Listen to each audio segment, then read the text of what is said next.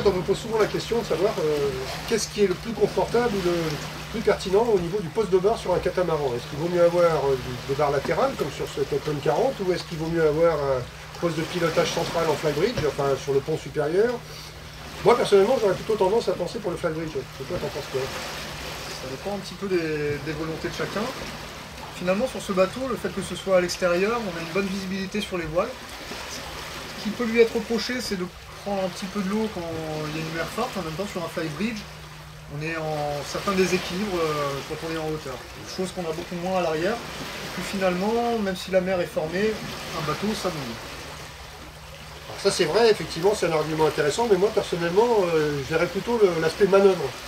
Quand j'arrive au port ou quand je sors du port, moi sur mon flybridge, j'ai une vue complète du bateau, de l'avant à l'arrière en passant par bâbord, tribord, et là je suis plus sécurisé pour faire mes manœuvres. Tandis que quand je suis sur une barre latérale, ben, en fait je vois bien le côté sur lequel je suis, mais il faut que je cours de l'autre côté, sur l'autre bord, pour voir l'autre côté. C'est pas très pratique dans certaines manœuvres, dans des endroits étroits. C'est vrai qu'on a une mauvaise visibilité en général sur le côté opposé. Sur toutes les manettes des gaz sont là. La solution serait peut-être de rajouter des manettes de gaz soit intérieures, soit décalées, ce qui est quand même assez complexe à mettre en place. Ouais. Finalement, le mieux reste de mettre un équipier ou alors d'essayer de tenter de faire ces manœuvres un maximum du côté du poste de barre où on a les manettes de gaz justement.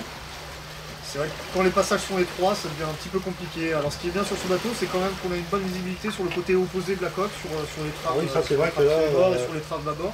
on a une vision latérale, enfin vraiment on a une vision par les pare-brises vraiment excellente sur tout le bateau.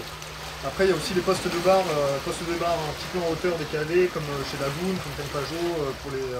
Alors ça j'avais bien apprécié, ouais. ouais, effectivement, le Lagoon 38 par exemple, c'est vrai qu'on est légèrement en hauteur, mais on n'est quand même pas non plus complètement au sommet du bateau, on n'a pas l'impression d'être sur une tourelle de tank, là, et c'est peut-être une demi-mesure qui pourrait être appréciée. Demi-mesure, en fait, tout dépend si on va naviguer en équipage ou en solo.